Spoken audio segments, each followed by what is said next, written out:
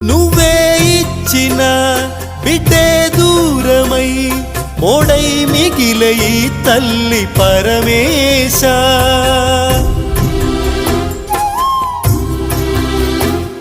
తల్లి కళ్ళలో పొంగే గంగతో గుండె తడిసిపోలేద జగదీశ. ఇటువంటి తల్లి నీకుంటే ఈశా,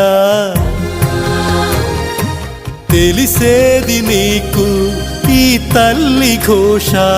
నీ కన్ను అది చూడదా, ఈ కంటి తడి ఆరదా.